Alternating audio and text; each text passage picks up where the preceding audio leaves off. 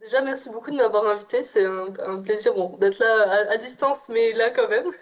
Je vais présenter une petite présentation sur voilà, comprendre et réduire les biais dans les modèles spécifiquement liés au LLM, donc le modèle de texte, qui sont un peu les modèles, je pense, qui sont devenus un peu les plus populaires ces dernières années grâce à notamment ChatGPT ou Gemini ou ce genre de choses. Puisque, comme je l'ai dit, il est 9 heures du matin chez moi, j'ai pas pu assister au reste des présentations qui étaient un peu trop tôt pour moi. Donc j'espère que je vais pas dire de redites, donc je vais faire de mon mieux. Je savais pas forcément trop le niveau des personnes dans l'assemblée, donc j'ai essayé de faire quelque chose assez généraliste pour inclure tout le monde. Donc j'espère que ce sera pas trop facile ou qu'il y aura pas trop de redites par rapport à ce que vous avez vu avant ça. Je vais commencer donc d'abord pour expliquer un petit... Oui? Euh, pour répondre, en fait, il y a des gens déjà qui viennent d'arriver aussi, donc il n'y a pas de souci. Au niveau des redites, il y a beaucoup de gens en ligne, beaucoup plus qu'en présentiel. Donc, D'accord, je pense qu'il y a de tous horizons. Même s'il y a des redites, c'est pas grave. C'est comme ça. Il n'y a pas de souci. ça marche. Ok. Et donc, je vais commencer d'abord pour donner un peu de contexte à expliquer comment fonctionnent les modèles de langue, parce que derrière, par exemple, voilà, ChatGPT ou ces gros modèles qu'on appelle les LLM, il y a une architecture qui marche d'une certaine façon, et je pense que ça aide aussi de comprendre un peu plus concrètement comment ça fonctionne. Donc, par exemple, voilà, ça c'est un peu l'architecture complète. Donc, on a d'abord, en fait, on va envoyer une phrase à un modèle. Cette phrase, il va la tokeniser en ce qu'on appelle en morceaux, donc il va la découper. Donc on a des tokens un peu spéciaux là, comme le CLS qui va servir pour des tâches comme la classification ou autre. Et puis chaque mot va être découpé en tokens, donc ça peut être le mot entier ou en petits morceaux. Et ensuite, ces tokens-là, on va les passer dans un truc qu'on appelle le word embedding. Donc ça veut dire que chacun de ces tokens va devenir un vecteur en fait. Là, c'est très simplifié, donc j'ai mis dimension, dimension 3 pour les word embedding. En pratique, c'est plutôt 500, 700, voire 1000. Et ensuite, quand on a du coup ce word embedding-là, donc c'est un vecteur de vecteurs, donc en fait, on a une matrice, on va l'envoyer à notre modèle Transformers, qui est vraiment le cœur du LLM. Donc, je vais pas préciser exactement comment ça marche, mais je pense que les personnes qui s'intéressent plus à des trucs un peu plus pratiques savent un peu, bon voilà, les tâches d'attention, etc. qu'il y a derrière. Et ensuite, quand on a passé dans ce Transformers, on a donc l'embedding final. Donc en fait, ce Transformers-là, il va faire plein de modifications jusqu'à avoir un nouvel embedding. Donc voilà, de taille souvent 768 en dimension, mais ça varie. Et quand on a cet embedding final, on a deux possibilités. Soit on va faire une tâche de classification, et donc dans ce cas-là, on va prendre le premier token, qu'on a appelé là le token CLS. Soit on va prendre, si on va faire une tâche de génération, et là on va prendre le dernier token. Donc on a ces deux cas de figure. Et ensuite, quand on a ce cas de figure, on va du coup sur ce dernier token, on va faire un softmax. Donc si c'est une classification, on va faire un softmax sur toutes les classes. Donc on a juste voilà un logit sur voilà, si on a 5 classes, on a un logit sur 5 classes et on prend le plus haut. Et si c'est de la génération, on va faire un softmax sur tout le vocabulaire du modèle. Et là, par exemple, si on a fait un logit sur tout le vocabulaire, on prend le mot 8561. Enfin, voilà. Donc, en fait, c'est pour faire un peu comprendre, parce que pour les personnes qui sont pas forcément dans la technique, en fait, les LLM, c'est vraiment juste ça. Leur tâche, c'est ils prennent le vocabulaire qu'ils ont et ils prédisent le prochain mot. Donc il y a vraiment rien d'autre derrière, c'est juste c'est une tâche assez simple finalement. Donc ça donne des résultats assez impressionnants quand on voit ChatGPT ou ce genre de choses, mais en fait, il faut bien se dire que derrière ChatGPT, voilà, il y a un modèle LLM qui prédit juste le prochain mot avec un softmax, en gros. Donc c'est finalement, il n'y a pas de réflexion derrière, il n'y a pas euh, de volonté de créer des phrases ou de volonté de créer d'expliquer quelque chose. C'est vraiment juste, voilà, on va prédire le prochain token un par un, quoi. C'est pour donner un peu plus de contexte. Voilà, donc le Transformers, il y a énormément de choses dedans. C'est le problème de cette grosse brique. Donc c'est cette brique-là que j'avais présentée, que j'avais un peu mis, mis sous le tapis au début, c'est que c'est extrêmement complexe. Donc derrière ce gros bloc, il y a bon, voilà, énormément de projections dans énormément d'espace, c'est non linéaire et ça a des milliards de paramètres. Donc en fait, c'est cool. On se rend compte que cette projection-là, d'avoir ce truc-là, après on a juste à faire un softmax et c'est super simple. Mais en fait, passer dans ce transformer, c'est quelque chose de très complexe parce que il y a énormément de couches et on peut pas forcément l'expliquer. On comprend pas forcément comment ça marche. Et on va dire que ça marche un peu tout seul, on va dire. Donc c'est pas forcément évident de comprendre ça. Donc l'enjeu, c'est pour pouvoir traiter les biais, il faut essayer de comprendre quand même comment les modèles marchent. Donc je pense que je vais commencer par une présentation un peu d'un domaine qui s'appelle l'explicabilité, qui est mon domaine de recherche principal, qui est un domaine qui, je pense, est vraiment très important. Parce que comme j'ai dit, en fait, si on comprend pas comment le modèle marche, on va pas pouvoir comprendre ses biais. Donc, en fait, utiliser cette explicabilité pour détecter les biais, c'est important. Bon, je vais faire enfin, j'ai pas mis forcément de plan au début, mais je vais faire une présentation en deux parties. Donc, d'abord, plus explicabilité, et après, je passerai plus sur les choses un peu plus concrètes pour retirer les biais ensuite. Mais je pense que, voilà, pour moi, une des approches qui est vraiment fondamentale, c'est vraiment de comprendre comment le modèle marche et, en fait, qu'est-ce qu'il utilise pour faire sa prédiction pour pouvoir dire si oui ou non on a certains biais qui peuvent apparaître. Donc, je vais essayer de présenter ce domaine-là de recherche qui est de plus en plus, je pense, fondamental dans notre, on va dire, dans notre société, vu à quel point on utilise les LLM actuellement. Donc, l'explicabilité, c'est quoi? C'est vraiment un domaine de recherche qui est fait pour répondre à plusieurs questions. Notamment, on cherche à savoir pourquoi un modèle fait une prédiction. Je cherche à savoir quelles caractéristiques sont les plus importantes pour ce modèle et aussi quels sont les concepts qui sont appris par le modèle en fait et comment on les utilise. Et voilà, donc il y a plusieurs méthodes qui existent pour faire ça. Pour le NLP, les modèles LLM, on a énormément de types de méthodes différentes. On a notamment les méthodes d'attribution, les méthodes basées concept et la rationalisation. Je vais m'attarder surtout sur les méthodes d'attribution et les méthodes basées concept aujourd'hui parce que je pense que c'est les méthodes qui sont le plus utilisées actuellement. Mais bon, si ça vous intéresse, voilà, il y a une petite, il y a quelques méthodes assez clés. Je pense que je pourrais partager mes slides si ça vous intéresse. Je peux l'envoyer par mail. Donc, vous aurez toutes ces infos-là si jamais vous voulez creuser un peu plus le sujet. Et donc, je vais m'attarder ouais, principalement sur l'attribution et les basés concepts et voir un peu, en fait, comment ces méthodes-là, elles peuvent faire. En fait, juste comprendre le modèle, ça permet aussi de comprendre ses biais, quoi. Donc, comment on va pouvoir l'utiliser. Donc d'abord, les méthodes d'attribution qui, je pense, sont les plus communes. Les méthodes d'attribution, c'est vraiment des méthodes qui vont se baser sur la tâche directement. Donc assez simplement, ce qu'on va faire, c'est on va donner une phrase. Et voilà, par exemple, là, pour une tâche de classification, on a une phrase et on cherche à la classifier. Donc là, c'est des reviews de films. Donc le but, c'est de dire si c'est positif ou négatif. Donc tout simplement, on a une phrase, on dit, bon, bah en fait, le modèle, il l'a classifié comme positif. Pourquoi il l'a classifié comme positif? Et en fait, la méthode d'attribution, on va faire une heatmap de l'importance des mots pour la tâche qu'on lui a donnée. Donc en fait, là, on voit que pour que le modèle ait prédit que la phrase était positive, enfin que l'avis était positif, il a utilisé principalement le mot adoré et meilleur. Donc c'est des choses comme ça qu'on va pouvoir utiliser. Donc ça permet de comprendre mieux comment le modèle il attribue l'importance dans ce qu'il voit, quoi.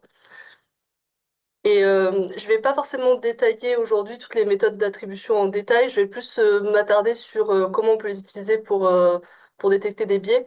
Mais en fait, ces méthodes-là, il y en a énormément dans la littérature et toutes n'ont pas forcément les mêmes résultats, ne vont pas donner les mêmes attributions. Donc c'est important de pouvoir les comparer et d'essayer de regarder ça en détail. Il y a aussi, donc là c'était pour une tâche de classification, donc voilà, juste avis positif. Pour une tâche de génération, ce qu'on va faire, c'est que, comme j'ai dit, en fait, la génération, c'est pas générer toute la phrase directement, ça va être vraiment générer token par token. Donc, en fait, l'importance, ça va être pour la génération d'un token spécifique. Donc, par exemple, là, on est sur le cas où on a une phrase et on essaie de la traduire, donc c'est une tâche de génération, donc le modèle va générer la traduction. Dans ce cas-là, on va regarder par exemple là, love, c'est le token que le modèle vient de générer, et on va se demander bon bah pourquoi il a généré ce token-là. Donc ce qui est le plus important dans la phrase, ça va être adore, vu qu'on est en train de traduire, forcément c'est le mot équivalent, donc on a une forte importance sur adore, mais il va aussi se baser sur the teacher, parce que pour pouvoir accorder, etc., il va se baser aussi sur ce qu'il a vu juste avant. Donc voilà, donc c'est sachant que du coup pour la génération, pour chaque Pour chaque mot, on va devoir, enfin pour chaque token, on va devoir avoir une nouvelle explication, quoi, parce que c'est vraiment explication token par token. Donc là, je vais regarder un petit peu plus sur des exemples concrets de biais. Donc là, du coup, la classification, à quoi ça peut servir? Donc, comme j'ai dit, la classification, c'est pas, ça explique pas le modèle en entier, ça explique juste une décision sur un exemple précis. Donc, on va pas avoir une explication complète du modèle, mais par contre, pour un exemple, on va pouvoir dire qu'est-ce que le modèle a utilisé à ce moment-là. Donc là, par exemple, on a une phrase. Voilà, le but de cette tâche-là, c'est de prédire le métier de la personne en voyant sa biographie LinkedIn. Et voilà, elle travaille à l'hôpital de Perpignan depuis 3 ans. Les patients qu'elle opère la recommandent fortement, son sérieux, sa gentillesse. Voilà. Phrase assez classique. Et le modèle, quand il voit ça, lui, il prédit que la personne dont on a la bio est infirmière. Donc c'est faux, mais on ne sait pas vraiment qu'est-ce qu'il a utilisé. Ça se trouve, il a pris des trucs au hasard et on ne sait pas trop pourquoi il a fait cette prédiction. Mais la vraie classe, c'était chirurgienne. Donc on dit, bon, c'est quand même bizarre, on va essayer de faire une méthode d'attribution dessus. Et là, quand on fait l'attribution, on se rend compte que ce qu'il utilise le plus, c'est bon. Hôpital, il se base sur hôpital forcément pour dire que c'est un métier de la santé, mais en fait, il se base aussi beaucoup sur elle et gentillesse. Donc on se dit, bon, ça, on voit qu'il y a un biais derrière, quoi. Ça permet de confirmer ce dont on se doutait, parce que quand on voit ça, naturellement, si on connaît un petit peu les biais qu'on a dans nos sociétés, on se doute de pourquoi le modèle a fait ce choix.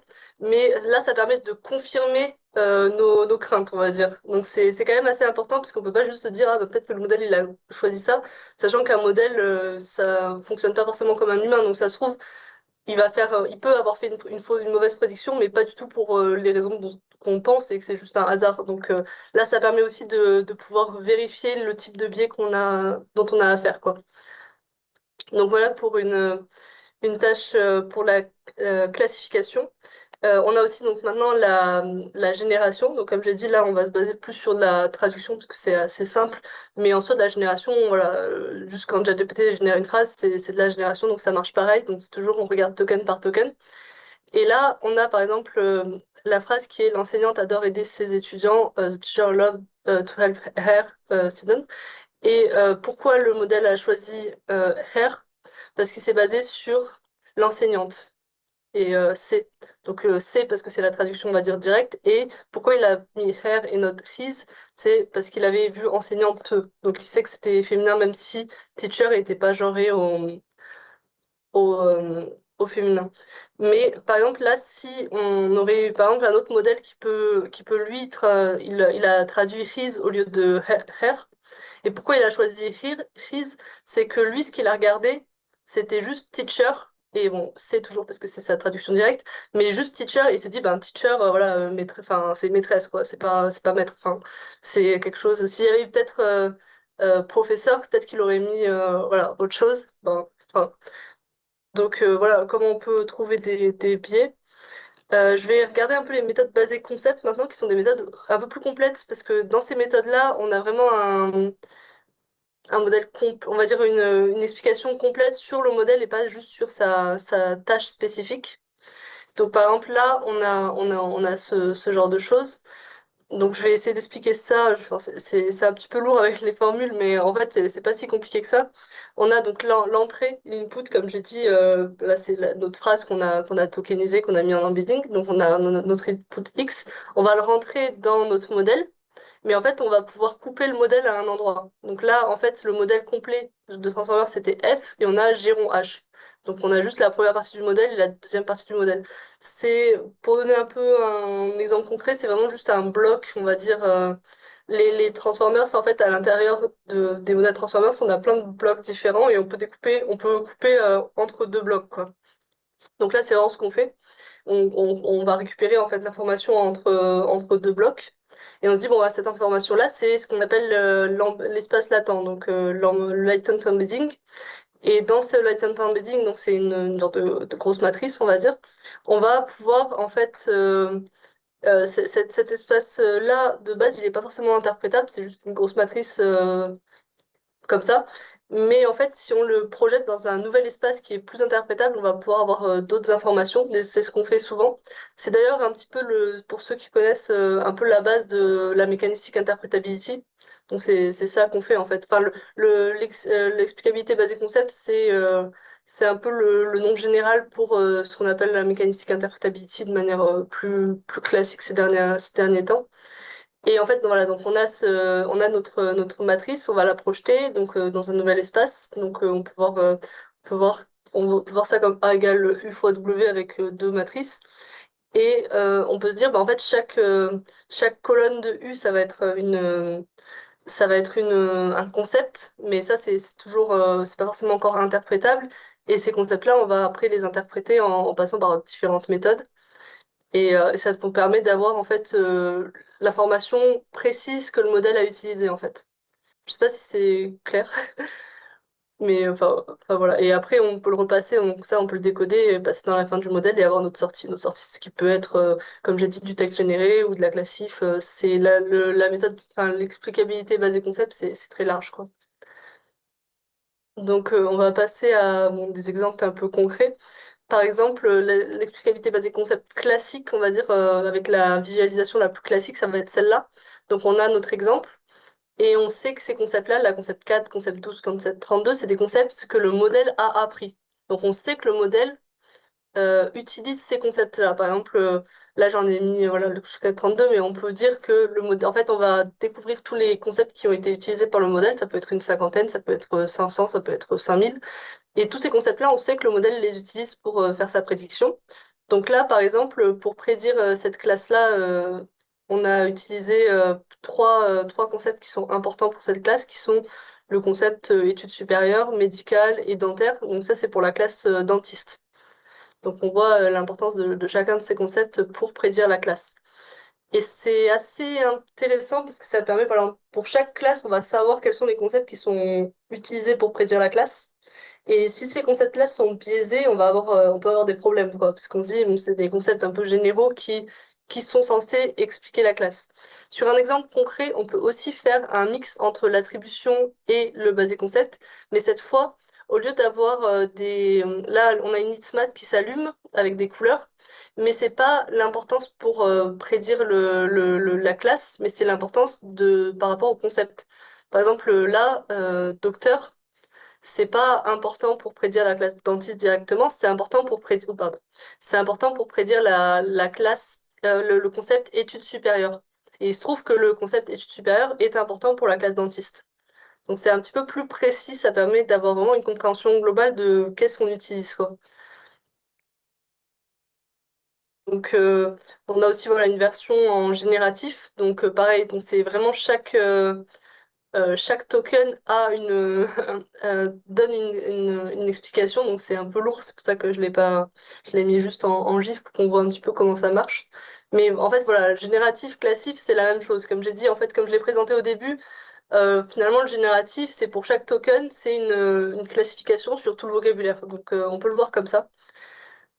Voilà. Je vais regarder maintenant sur comment on peut détecter les biais dans les méthodes grâce aux méthodes basées concept. Bah là, tout simplement, on revient sur notre exemple de tout à l'heure.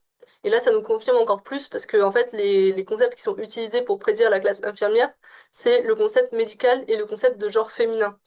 Donc on voit que c'est quand même assez problématique d'avoir une classe qui est prédite par le concept de genre, alors que c'est une classe de métier. Donc c'est pas censé forcément. Enfin, ça devrait.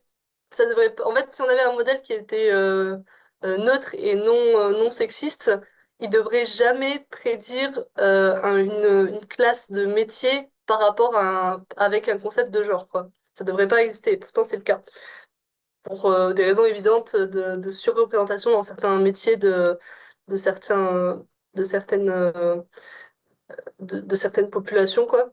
Donc on a ce problème-là. Donc voilà, dans l'exemple classique, on a juste, bon bah en fait, on se rend compte que infirmière, les concepts qui sont utilisés, c'est le genre féminin et médical.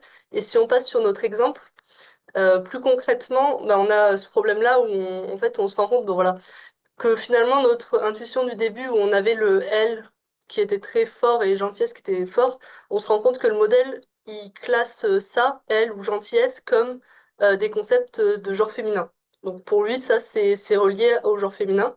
Et après, ben, hôpital, patient, c'est relié au médical. Et donc en fait, c'est encore mieux d'avoir ce genre de choses. Je pense que c'est vraiment l'explication la plus complète possible.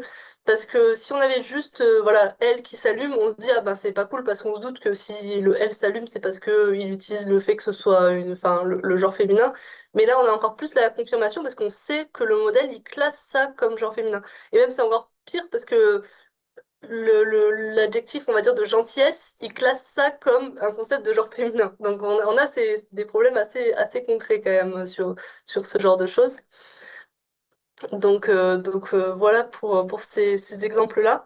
Et en fait, je pense que, enfin, pourquoi j'ai voulu présenter un petit peu l'explicabilité principalement, parce que comme j'ai dit, je pense que c'est quelque chose qui aura beaucoup d'impact les prochaines années si on arrive à bien l'utiliser. Et en fait, c'est pas évident parce que les méthodes d'explicabilité, il y en a énormément. Elles sont pas forcément faciles à utiliser directement. Et voilà, il y a plein de choses qui existent. Pour l'instant, c'est beaucoup de la recherche et tout le monde n'est pas encore accès forcément à l'explicabilité de manière voilà, aussi évidente que ça. Et en fait, il y a énormément de personnes qui utilisent des LLM, enfin, qui créent des LLM, qui font voilà, beaucoup de produits autour de ça et qui se préoccupent pas du tout de ces questions-là. Et c'est pour ça que nous, dans mon équipe, on a créé une librairie qui s'appelle Interpreto, qui est une librairie qui est totalement compatible avec tous les modèles Hugging Face traitant le texte. Et en fait, notre objectif derrière cette librairie, c'est vraiment d'avoir une librairie qui est complète sur tous les plans de l'explicabilité et qui permet de pouvoir l'utiliser très facilement. Donc notre but, c'est vraiment d'être très user-friendly pour que les personnes n'aient plus d'excuses. Donc maintenant, on peut pas se dire juste, ah ben j'avais des biais dans mon modèle, j'avais pas, je pouvais pas regarder parce que ben, les méthodes d'explicabilité sont pas faciles à mettre en place. Maintenant, on veut que les gens se disent, ben en fait, ça doit être un réflexe maintenant pour quelqu'un qui fait du développement ou qui utilise les LLM au quotidien, de pouvoir comprendre pourquoi son LLM fait telle décision et pouvoir l'interpréter. Donc dans cette librairie, on a des méthodes basées attribution, comme j'ai présenté, on a à peu près tous les états de l'art. On a aussi les méthodes basées concept, mais en plus de ça, on a ajouté des indicateurs pour évaluer les deux types de méthodes. Donc on a des métriques différentes et des benchmarks pour pouvoir le faire. Donc il y a un petit peu tout ce qu'il faut, on va dire, pour pouvoir maintenant utiliser, enfin interpréter ces LLM, quoi. Sachant que la librairie se veut aussi... Enfin là, pour l'instant, on traite que le texte, mais assez vite, on va traiter les images et aussi les modèles qui utilisent texte et images. Donc on est quand même une grosse équipe là-dessus, donc c'est totalement open source et donc ouvert sur GitHub. On est une bonne équipe en partie à Toulouse, aussi à Centrale Supélec, à avoir mis ça en place. Donc voilà, c'est quand même important pour nous que les gens puissent vraiment Voilà, on se positionne comme en France, on fait de l'explicabilité et on est un peu les leaders sur ça. Et parce qu'on pense que c'est vraiment important. Donc voilà, je vais passer rapidement sur ça. Mais on a voilà, un positionnement qui est vraiment assez complet quoi, sur ces questions. Donc maintenant, je vais passer à une autre phase qui est, ben, maintenant, voilà, ce qui est cool avec l'explicabilité, c'est qu'on peut détecter les biais, ce qui est quand même la première étape parce que même ça, c'est pas si évident. Comme je l'ai dit, l'explicabilité, c'est quand même un gros domaine et c'est encore de la recherche, il y a encore beaucoup de travaux là-dessus. Mais faut maintenant se dire, bon, bah, même, maintenant, si on a détecté certains biais, comment on les réduit?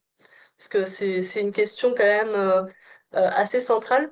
Je vais commencer d'abord par, pas forcément la plus naturelle approche, mais vu que je viens de parler d'explicabilité, je trouvais que ça avait du sens d'évoquer celle-là en premier. C'est en fait les méthodes d'explicabilité, comme je présentais, notamment les basés concepts. On peut réduire des biais de manière assez directe, dans le sens où là, voilà, j'ai cité quelques papiers, mais il y a d'autres choses après qui ont été faites. Et en fait, ce qui est intéressant, c'est on a, comment expliquer? Ben voilà, on a découvert nos concepts dans notre modèle et on a découvert, en fait, alors on a notre modèle le but du modèle, c'est de classer les métiers et on a découvert qu'un des concepts super utilisés pour classer les métiers, c'était le genre. On a ça, on sait parce on l'a vu et en fait, on est un peu en mode, bon, bah, qu'est-ce qu'on peut faire maintenant? Bah, si on a le concept concret de genre qui est euh, dans notre explication, en fait, vu que, comme je l'ai dit au début, on passe par cette phase où on a le genre, puis après on repasse dans le modèle à la fin. On peut se permettre de juste, vu que en fait, notre concept de genre là dans notre explication, c'est carrément une colonne de notre matrice qu'on a découvert. Et ben en fait, cette colonne-là, on peut carrément la mettre à zéro ou alors la diminuer pour pas que le modèle utilise cette colonne-là. Donc en fait, en faisant ça, on s'assure qu'on supprime l'information de genre. Donc quand je dis ça comme ça a l'air très très simple, mais en pratique, il faut quand même se dire que c'est rare d'avoir des concepts parfaitement définis. Donc en pratique, si vous avez un concept qui est le concept de genre, vous pouvez carrément l'enlever et là vous êtes tranquille, on va dire, et après vous pouvez faire la fin de votre prédiction et vous êtes sûr de ne plus avoir le genre. C'est super. En pratique, le concept de genre, il va pas être forcément que sur une seule colonne très spécifique. Et vu qu'il va être un petit peu plus étalé, ça va être plus dur de vraiment le supprimer directement. Mais en tout cas, on peut quand même vachement l'atténuer parce qu'on va souvent avoir quand même voilà, une colonne de la matrice qui est quand même quasiment le concept de genre en tant que tel. Et si on le supprime, on va pouvoir utiliser notre modèle directement.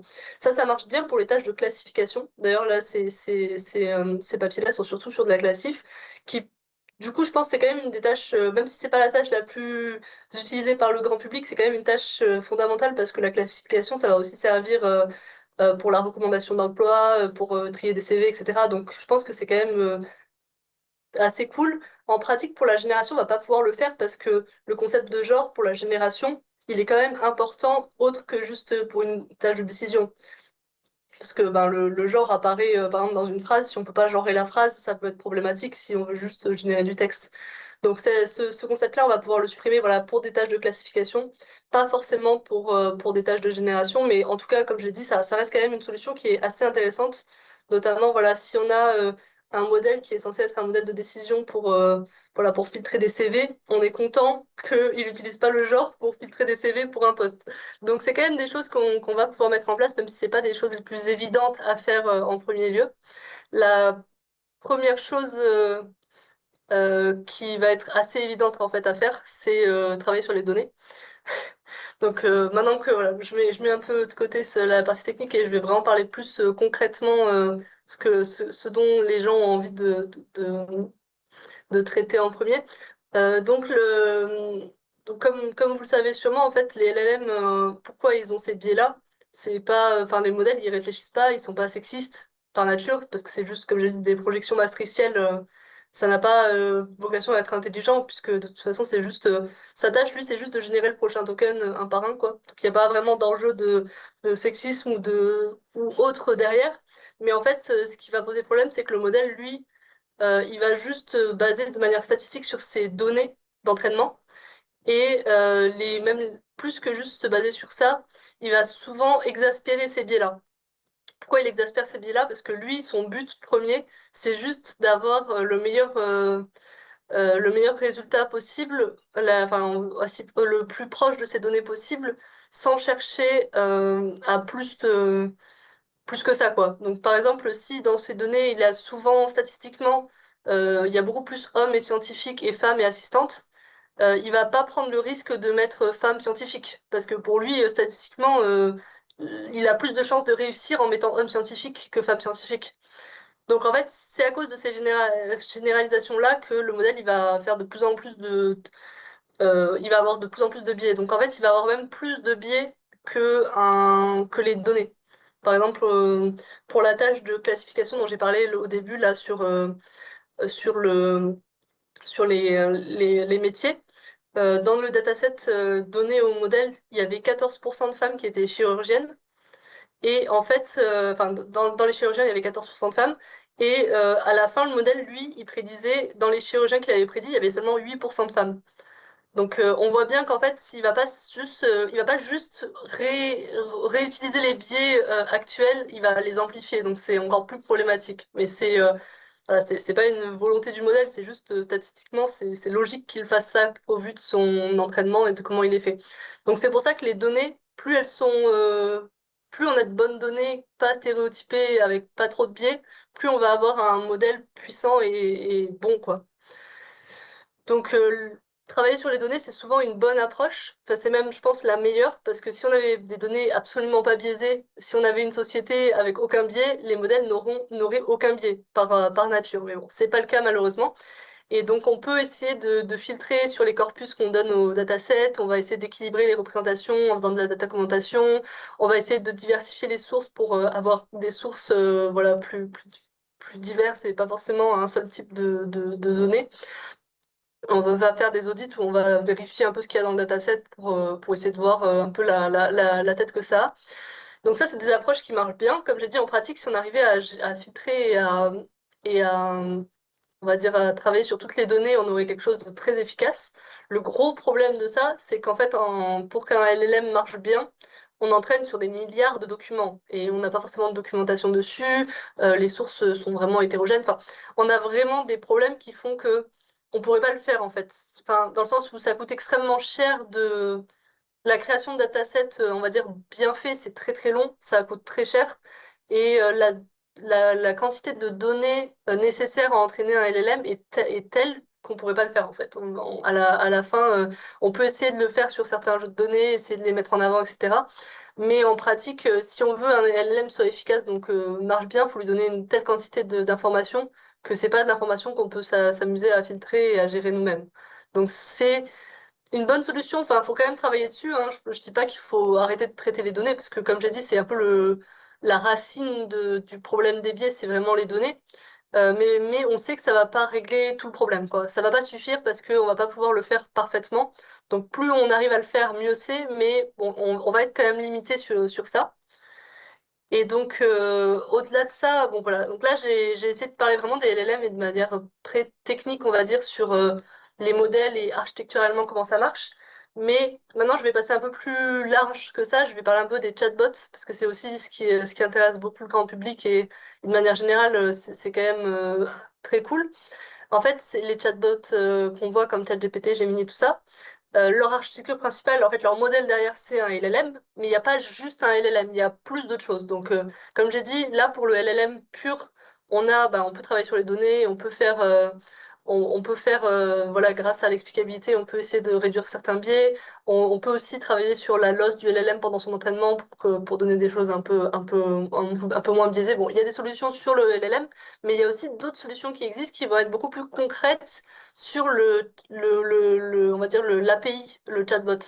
Parce que dans le chatbot, on a plusieurs choses. Donc, forcément, un LLM préentraîné, mais on a d'autres phases. Donc, déjà, ce LLM-là, on va faire une phase qu'on appelle phase d'alignement humain, donc RLHF. Et cette phase-là, elle est assez importante parce que c'est aussi ça qui va faire que les données, enfin, les réponses du chatbot vont être convaincantes, on va dire. On va aussi faire bon, une phase de système, sécurité, filtrage, bon ça basique, je vais pas forcément en parler, mais on va aussi avoir une autre chose que l'utilisateur ne voit pas, mais qu'on appelle des techniques de prompt engineering, de système prompt, qui sont en fait des promptings. Par exemple, quand vous envoyez un message à ChatGPT, en fait, vous lui envoyez la phrase, mais lui, il reçoit pas juste la phrase que vous avez envoyée. Avant ça, il reçoit une liste d'instructions très spécifiques qui sont cachées, en fait, qui sont toujours envoyées au modèle. Donc ça, c'est aussi un truc où on a pas mal de poids. Et après, bon, il y a d'autres choses comme des outils externes, etc. Mais je vais pas forcément en parler là parce que ça devient un peu plus complexe. Donc voilà, donc on a quand même d'autres niveaux où on peut jouer sur ça et des niveaux qui sont assez concrets et c'est assez, on va dire, facile pour avoir des solutions. Donc déjà, je vais parler du RLHF. Donc qu'est-ce que la phase de RLHF? Donc voilà, le nom complet, c'est Reinforcement Learning for Human, from Human Feedback. Et cette phase-là, donc le principe, c'est le modèle, en fait, on va avoir notre LLM, il va générer plusieurs réponses et il y a des annotateurs humains qui vont classer ces réponses et ils vont donner une récompense au modèle pour les réponses préférées. Et en fait, après ça, le chatbot, lui, il va s'optimiser sur ce qu'on lui a dit, ben ça c'est mieux comme réponse. Donc le but, c'est voilà, c'est d'avoir des réponses les plus enfin les meilleures possibles, on va dire. Et ça permet aussi d'avoir quelque chose, un chatbot qui parle de manière beaucoup plus naturelle et qui est beaucoup plus agréable pour nous. Donc c'est quelque chose d'assez important pour avoir un bon modèle, quoi. Mais le problème de ça, c'est que ben, les références humaines ne sont pas neutres. Donc en fait, si les annotateurs pendant la phase de RLHF sont pas assez diversifiés, ils peuvent renforcer des biais discriminants. Si par exemple, à chaque fois qu'on demande de traduire sur Géone, tous les annotateurs disent ah ben c'est chirurgien et pas chirurgienne et il va dire ils valident dans la phase où ils classent les réponses, ils classent toujours chirurgien avant chirurgienne, ce qui est possible. Ben, le modèle, il va apprendre qu'il faut pas dire chirurgienne et qu'il faut dire chirurgien, par exemple. Donc ça va être assez problématique si on a vraiment un pool d'annotateurs voilà, pas diversifié. Donc ça, c'est pas forcément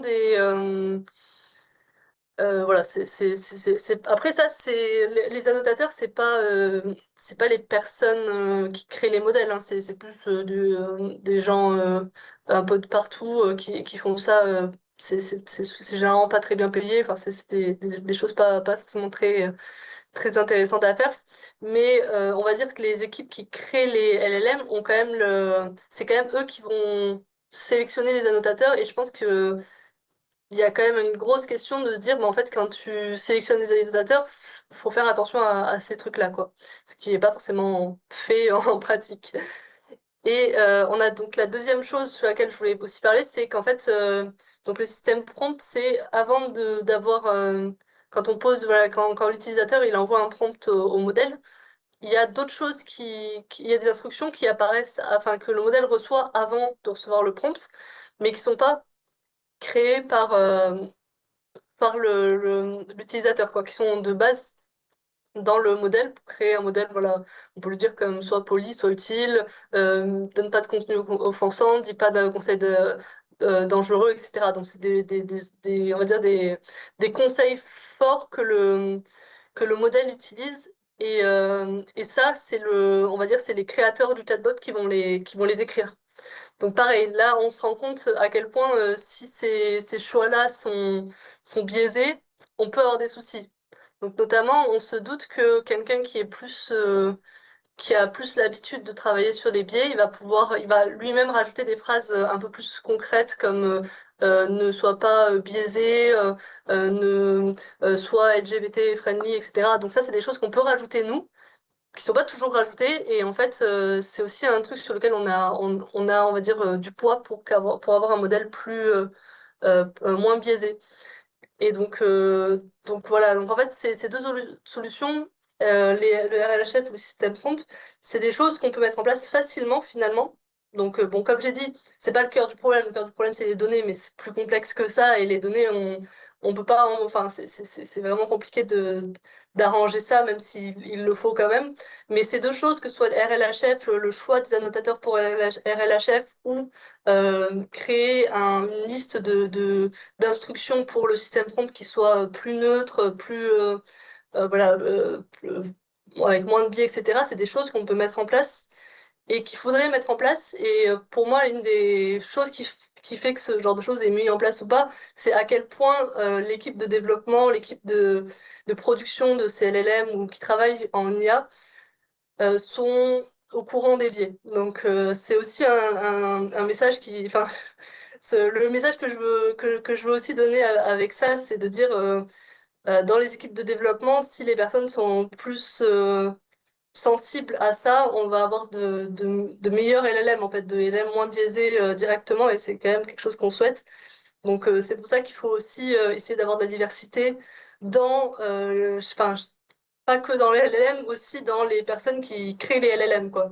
On ne peut pas juste se permettre d'avoir une équipe d'hommes blancs cis qui a aucune, on va dire, notion de ces biais-là.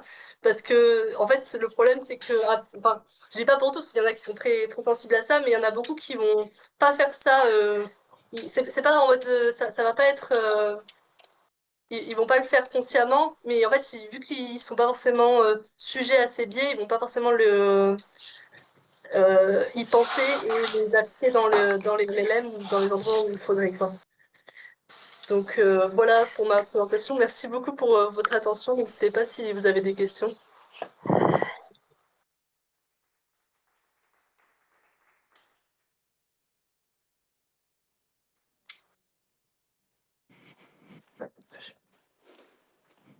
Merci à vous. Merci beaucoup pour cette présentation. Est-ce qu'il y a des questions parmi les présents ou parmi ceux qui sont en ligne?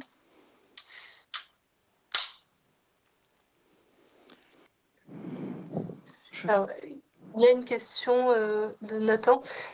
Pensez-vous qu'il serait possible d'intégrer l'explicabilité de la classification à l'intérieur de l'apprentissage, par exemple pénaliser dans la LOS une décision de classification prise par un argument de genre? Alors, enfin, comme j'ai dit, on peut carrément faire ça, mais en fait, ça va pas forcément être sur la phase d'apprentissage, ça va être plus après.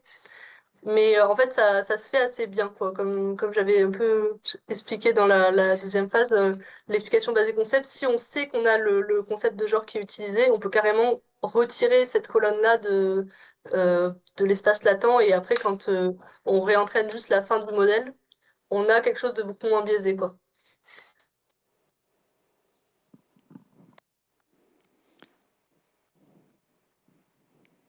Merci. Est-ce qu'il y a d'autres questions? Je ne sais pas quel temps il fait chez vous, mais c'est vrai que chez nous, il fait super chaud et je pense que ça casse un peu les gens. Bon, je suis encore en pull, on n'a pas encore, l'été n'est pas encore arrivé au Canada, mais ça ne saurait tarder, j'espère.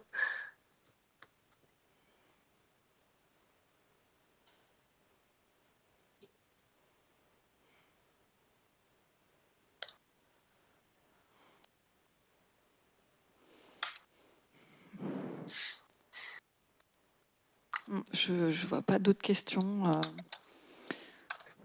Je ne sais pas, est-ce que vous Alors, avez envie? je vais envoyer les slides, je pense, aux organisateurs, comme ça, Oui, je vous pourrez les passer, il n'y a pas de souci. super. Oui, Jean-Marc. Bah,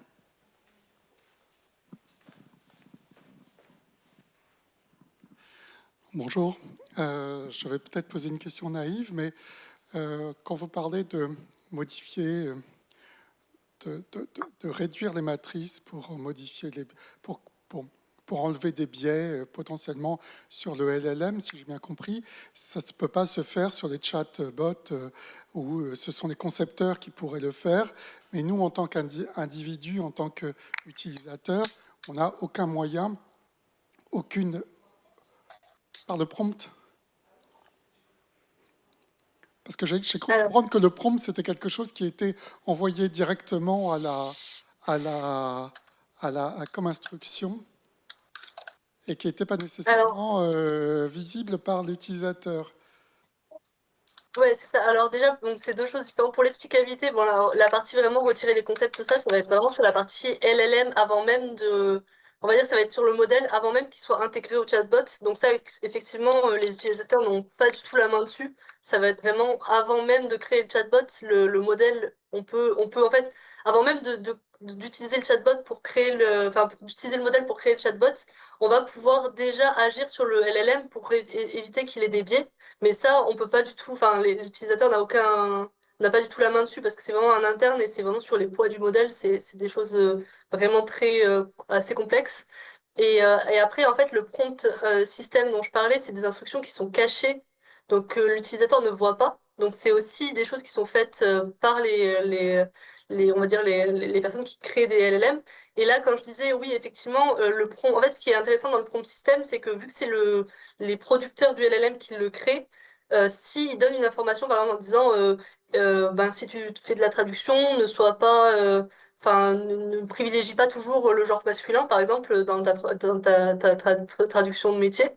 Donc ça va être quelque chose qui est intéressant parce que ça va être utilisé, donc tout le LLM, enfin tout le chatbot va avoir cette instruction-là. Donc c'est quelque chose qui va pouvoir réduire le biais de manière un peu générale sur tout. Mais par contre, en tant qu'utilisateur, vous pouvez aussi donner des instructions au modèle avant votre prompt. Donc, par exemple, vous pouvez dire, à chaque fois avant de parler au modèle, vous pouvez copier-coller une phrase en disant, bah, soit ne sois pas sexiste ou soit LGBT friendly. Enfin, ce genre de choses qui vont quand même pouvoir aider. Parce que, en fait, c'est un petit peu comme si vous faisiez du prompt engineering à la fin. Donc là, je parlais plus pour le cas des personnes qui produisent les modèles parce que c'est eux qui vont avoir le plus d'impact. Parce qu'en fait, si eux, ils mettent un système prompt euh, débiaisé, ça va débiaiser tout l'API et toutes les personnes qui vont utiliser le chatbot vont avoir cette instruction. Mais vous, en tant qu'utilisateur, vous pouvez quand même forcer à avoir des instructions pour vous-même, quoi. Ce qui peut quand même déjà être une bonne idée, quoi. D'accord, je vous remercie.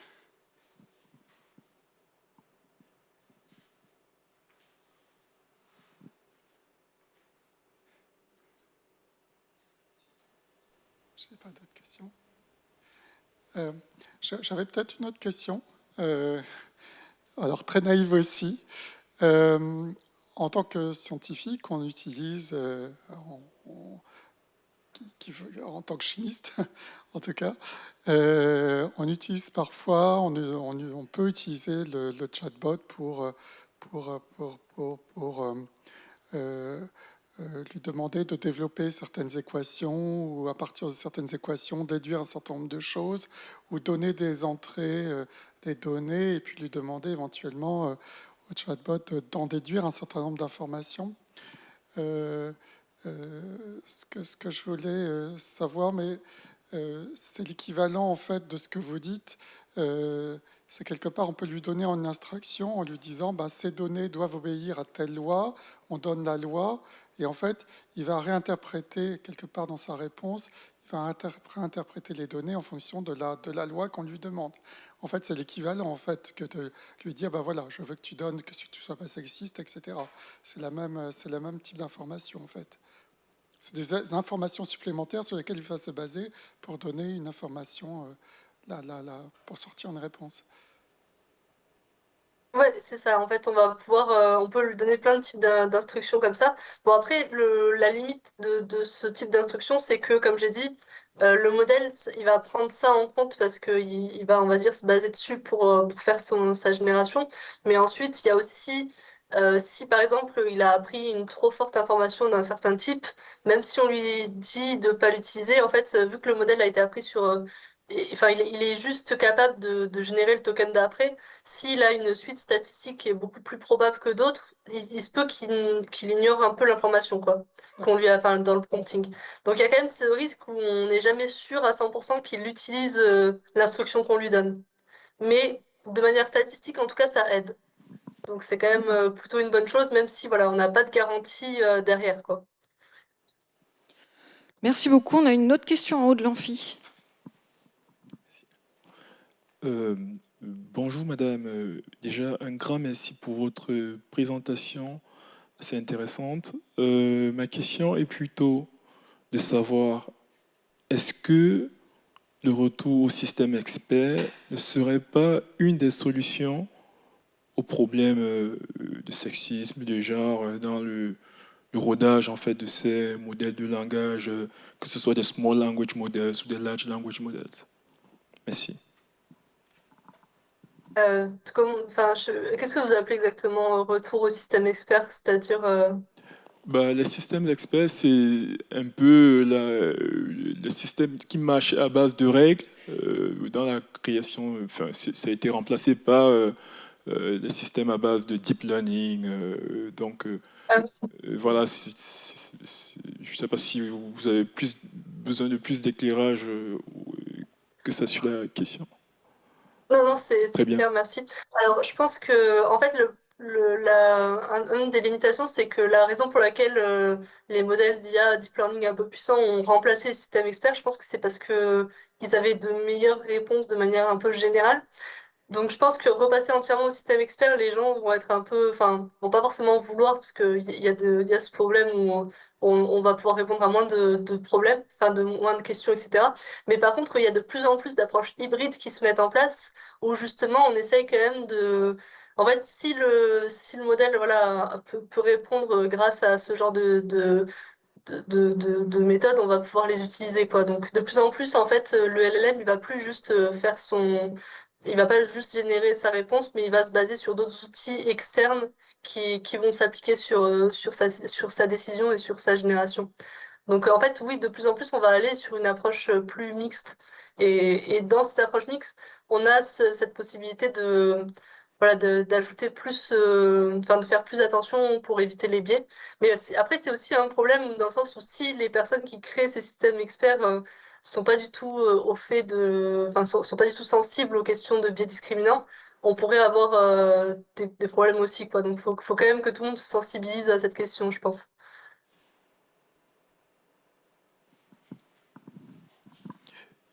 Effectivement, vous avez répondu à ma question et je pense aussi qu'une une des complémentarités serait que le système à base de règles, bah, on n'a plus les questions sur la difficulté d'ouvrir la boîte de Pandore, les boîtes noires.